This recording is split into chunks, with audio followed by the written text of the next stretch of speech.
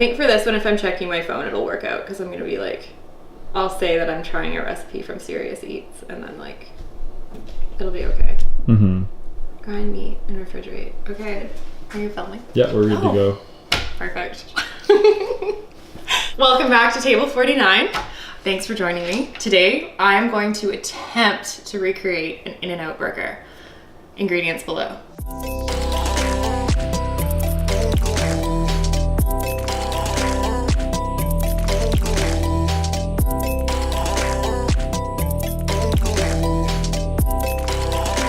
So I found a recipe after looking through the internet, a lot on the internet, found a recipe after looking through the internet from Serious Eats, from their burger lab. So if you want to follow along, you can follow their link here.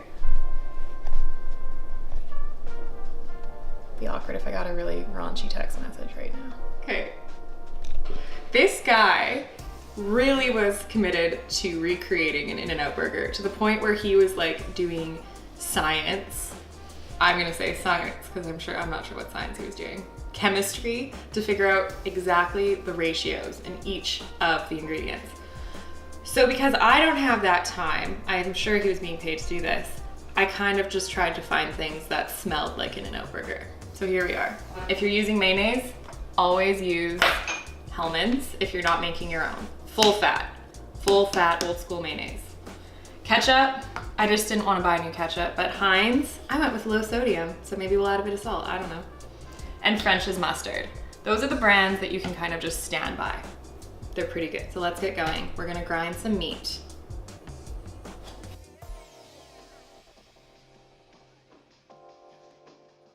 So I got some beef chunks here. Basically, if you're just using some chuck that's cut into cubes, you want it to be as fatty as possible.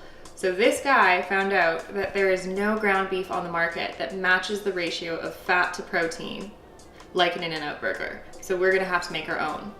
I've frozen this for about 10 minutes. Everything's just gonna go a bit more smoothly if it's much cooler rather than warm. It doesn't get sticky and gross. I've also got some fat, cow fat, that we can add if it doesn't look like it's fatty enough. You can just ask your butcher for this. Typically it's free. So that's great. This is what soap used to be made out of. Okay, let's grind. If you don't have a meat grinder, because not everyone does, you can use a food processor. I'm just gonna use my hands. Make sure everything's cold. I put the attachment in the freezer as well, so it's nice and cool. Makes things go more smoothly. This is a hand crank meat grinder, so that's great. I'm gonna wash everything after, but if you're touching other things, wash your hands. Oh, cha-cha-cha. I can see why people would buy an electric one. This is work. I had no idea.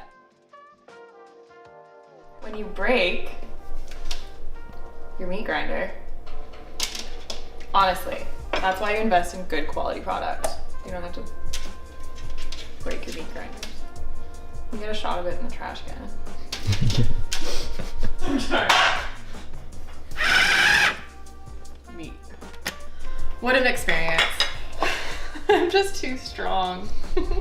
Okay, so we're going to dice some onions, 1.5 cups. So, top and tail. So you have a flat surface. Let's get it to half, peel her off. I feel like I'm like really excited to eat this, you know? There are very few things like sushi, burgers. Do you watch Trailer Park Boys? No. You don't? No.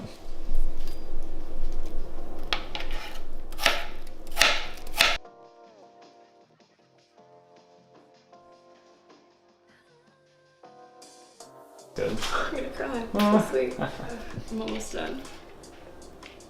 Shoot. Some onions are worse than others. What, onions?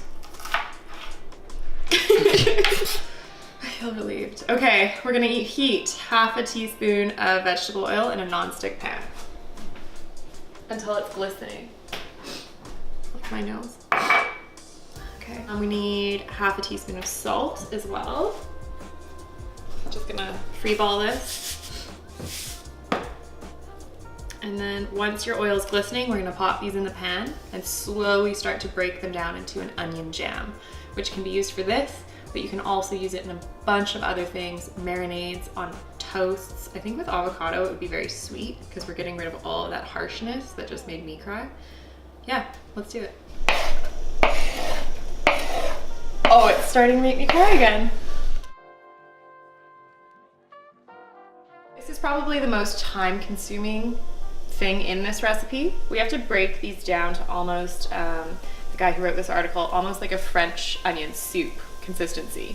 So that means really slow cooking and then reducing with water every so often once it gets too crispy. We want it to be like jelly. Once these are kind of sweating a little bit, we're gonna turn it down to medium-low and keep stirring. We're gonna slice some tomatoes. Tomatoes today on the market are pretty mutated. Best way to get a good tomato is to smell it. If it smells like tomato, you're good, but a lot of times they're still not great. So my favorite thing to grab is an heirloom tomato. You can find them throughout the year now. There's hothouses in BC growing them, which means most of Canada should have them, but heirloom tomatoes are going to be the meatiest ones.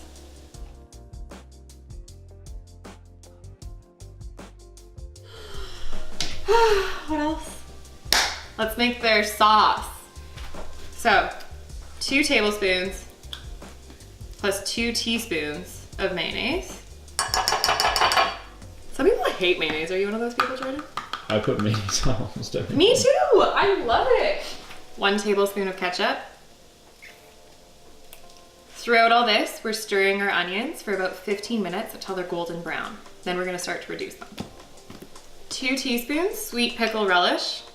This was actually called sweet pickle relish, so I hope it's like pretty exact. But the guy who created this recipe like weighed everything out. We're not doing that. Just want to eat the damn thing. And then half a teaspoon of sugar. Healthy. Give that a stir.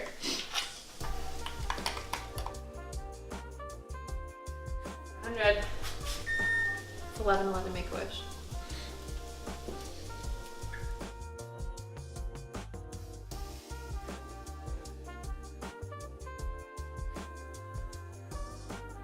So I'm just stirring the onions and I keep adding a tablespoon of water every time they look super dry. I'm gonna do this until it's like that jelly substance we talked about. We're gonna add a bit more water. Perfect. Just so it's kind of like hanging out. Then we're gonna make a bit of a syrup by adding a little bit of sugar and boiling that off. Just so it all starts to come together. So turn your heat up a bit. This is like an onion episode. Okay. It's on, obviously. Yeah. We're making 2-ounce patties. I'm gonna do these separately so we can see the difference between food processed and regular. 2-ounce patties, about 3/16 of an inch thick and 4 inches wide. I don't even remember what I said. So if you have a scale, use it. If you don't, get one. 4 ounces, please. Boom. Almost.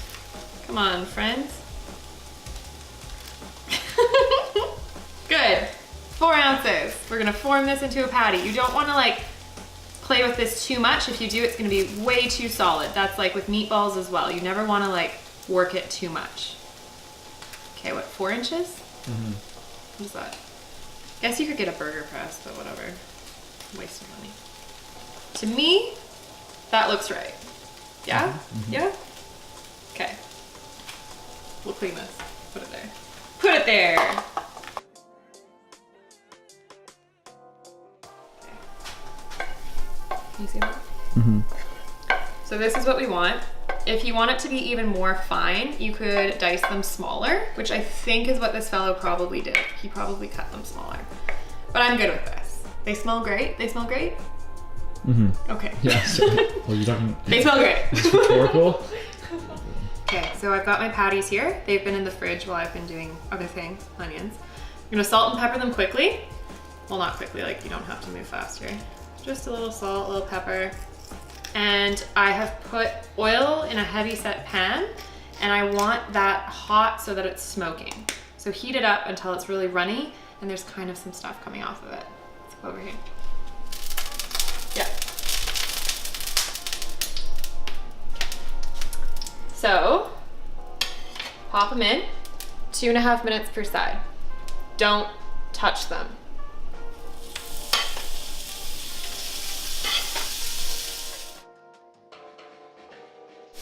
While that's cooking, we're gonna brush them with mustard. This is regular yellow mustard. I think it's maybe spicy, but just mustard. Give it a good brush.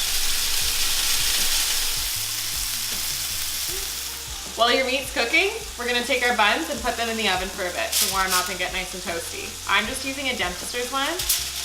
They looked the most like an In-N-Out burger.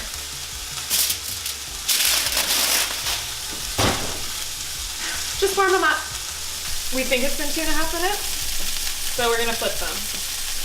I'm so nervous. Ah! It's a dangerous act. Oh, mama.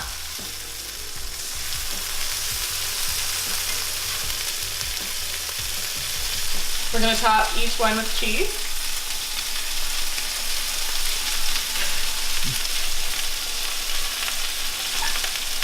We're not moving them. It's so hard not to. Okay, flip.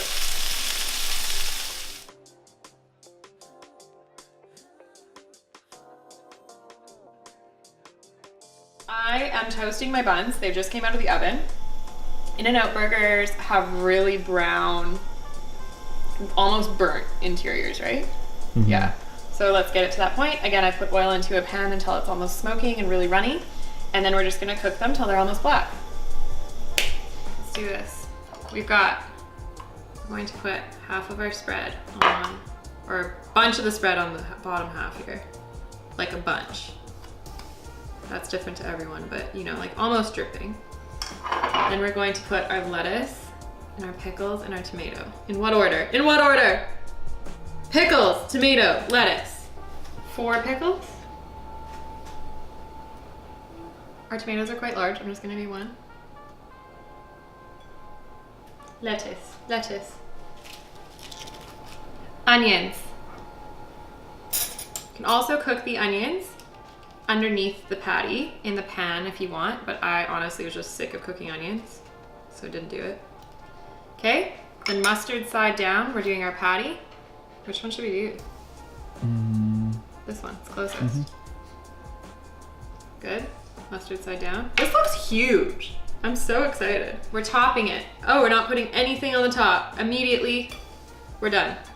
That was so quick.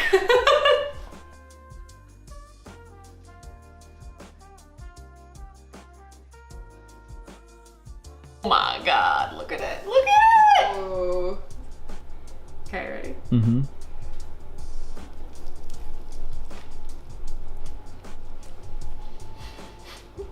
Look at that. Totally comparable. If anything, I would say this one is, it's the bun that's different. I don't know where they get their buns, but it's the bun that's different, but other than that, holy, I'm so happy. Don't mind me. Shoot. Make this. Don't pay for a trip to California. Pay for a trip. I don't know what to say. Okay, just go make this. Go make this.